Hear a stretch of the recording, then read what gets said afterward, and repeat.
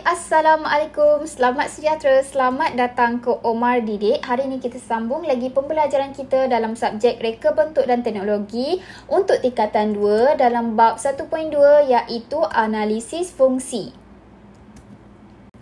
Okey, untuk bab 1.2 iaitu analisis fungsi, kita ada 3 subtopik. Hari ini kita akan masuk 2 subtopik dulu iaitu 2.1 dan juga 2.2. Jadi objektif pembelajaran kita hari ini adalah untuk membuat hubung kait antara produk dengan objek dari segi fungsinya. Maknanya kita nak hubung kait lah antara setiap komponen-komponen dalam produk kita tu, apa fungsi-fungsi dia.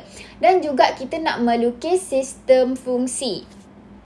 Okey, yang pertama kita pergi pada hubung kait. Kita kena buat analisis fungsi produk. Okey, kenapa kita kena buat analisis ni? Okey, analisis ni bertujuan untuk bantu kita dalam mengenal pasti sistem yang ada pada sesebuah produk. Contohnya kerusi ni kan, kita kena tahulah apa sistem-sistem yang ada ataupun komponen-komponen yang ada pada kerusi ni. Contoh, kita ada penyandar, kita kena ada skru pada kerusi, kita kena ada kaki kerusi, kena ada kerangka kerusi dan juga kena ada tempat duduk lah. Okey, setiap komponen ni adalah berhubung kait antara satu sama lain. Maknanya skru ni kena adalah sebab nak buat sambung antara penyandar dan juga tempat duduk. Kaki kerusi ni kena ada sebab kita nak pegang kita punya tempat duduk kan. Kerangka kerusi kena ada, barulah jadi bentuk kerusinya. Tempat duduk pun kena ada. Kalau tak ada tempat duduk, tak jadilah kerusi kan. Okey, sekiranya terdapat salah satu pincang ataupun rosak, fungsi produk akan terjejas. Contohnya kerusi ni, kaki kerusi ni patah. Maknanya fungsi kerusi tu dah tak jadi dah. Dia dah rosak. Maknanya fungsi produk ni akan terjejas. Ataupun skru patah. Maknanya mungkin penyandar dengan tempat duduk ni boleh terpatah dua dan sebagainya. Maknanya setiap komponen ni kena ada. Kalau salah satu rosak, maknanya fungsi keseluruhan produk ni pun akan rosak. Okey, saya akan tunjukkan lagi detail lah bagi awak fahamkan. Lagi terperinci produk kepada objek. Produk tu sistem, fungsi tu adalah tindakan dan juga objek penerima kesan. Contohnya meja. Okey, meja ni fungsi dia adalah untuk memegang. Memegang apa? Buku. Buku ke, lampu ke dan sebagainya. Okey, buku ni adalah penerima kesan kepada meja. Ataupun penyangkut pakaian. Awak punya hanger baju ni, hanger untuk memegang apa? Untuk memegang baju. Maknanya hanger ni untuk kita sangkut baju. Baju ni adalah penerima kesan kepada hanger ataupun penyangkut pakaian.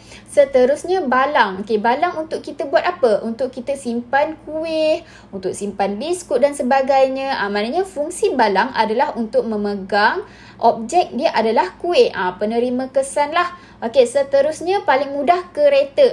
Kereta fungsi dia adalah untuk mengangkut. Mengangkut siapa? Mengangkut manusia. Jadi penerima kesan tu adalah kita lah. Produk dia adalah kereta. Okey, lepas kita dah tahu semua hubung kait antara produk dan juga objek tu, kita akan belajar pula sistem fungsi. Okey, sistem fungsi ni adalah satu komponen-komponen kecil pada produk. Okey, untuk apa? Komponen-komponen kecil ni untuk menjadi penyokong produk untuk melengkapkan fungsi produk.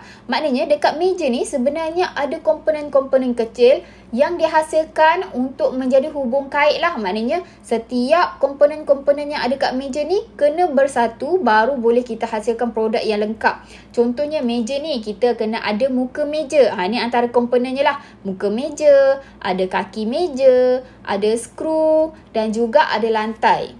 Okey, keempat-empat ni adalah kita panggil sebagai komponen. Komponen ataupun bahagian kecil penyokong produk lah. Maknanya kena ada semua ni baru kita boleh hasilkan produk yang berkualiti lah. Produk yang boleh diguna pakai. Okey, setiap komponen-komponen ni kita kena senaraikan dia punya produk, dia punya fungsi dan juga objek. Okey, contohnya komponen untuk muka meja ni kan. Muka meja ni adalah fungsi untuk memegang. Untuk memegang apa? Untuk memegang buku. Kena ada permukaan muka meja ni baru boleh kita hasilkan meja. Untuk apa? Untuk pegang buku. Dan juga kaki meja. Kaki meja ni kena ada sebab kita nak pegang muka meja. Okey, contohnya kalau kaki meja ni tak ada, kena ada muka meja je. Macam mana kita nak letak muka meja ni kan? Nak letak kat mana? Maknanya kaki meja ni perlu ada lah. Okey, lepas tu kita kena ada skru. Skru ni untuk memegang. Untuk memegang apa? Untuk memegang kaki meja dan juga muka meja. Contoh kaki meja ni untuk sambungkan dengan muka meja, kita kena menggunakan skru lah. Skru ni penting lah untuk penyambungan antara muka meja dan juga kaki meja. Seterusnya lantai. Lantai untuk memegang kaki meja. Kalau tak ada lantai, macam mana kita nak letak meja kita ni kan? Jadi lantai ni kena ada. Lantai untuk pegang kaki meja. Kaki meja dengan muka meja ni kena sambungkan dengan skru. Dan juga muka meja ni kena ada sebab kita nak letakkan beban pada atas meja. Okey, lepas kita dah tahu semua sistem fungsi ataupun kita punya komponen-komponen kecil pada kita punya meja, kita kena tahu juga apa tu super system. Super system ni kiranya tunjang utama awak apabila awak dah hasilkan produk. Ianya adalah faktor persekitaran yang memberikan kesan terhadap produk. Contohnya meja awak tadi kan. Contohnya meja. Awak letak pada permukaan yang tidak rata. Meja awak akan jadi kurang stabil. Mudah bergoyang. Ataupun beban-beban pada atas meja ni mudah terjatuh dan sebagainya. Tapi kalau awak letak meja pada permukaan yang rata, awak punya produk ni akan lebih stabil. Tak mudah jatuh, tak mudah bergoyang. Beban yang atas meja ni pun tidak mudah terjatuh.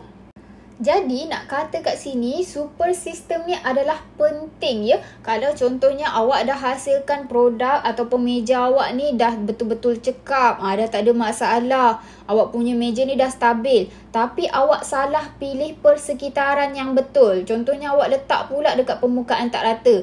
Jadinya dia akan beri kesan juga pada produk awak.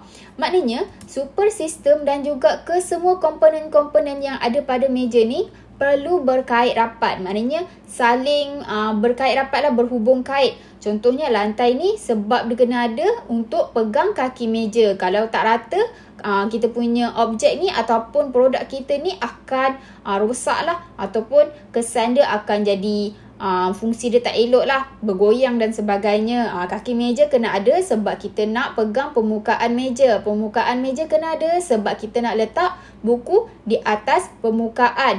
Dan juga skru penting sebab kita nak cantumkan antara muka meja dan juga kaki meja. Ini adalah antara-antara komponen penting yang perlu awak tahu sebelum awak membina sesuatu produk. Itu sahaja pembelajaran kita hari ini. Semoga ianya bermanfaat. Terima kasih kerana sudi menonton. Semoga kita berjumpa lagi pada pembelajaran yang akan datang.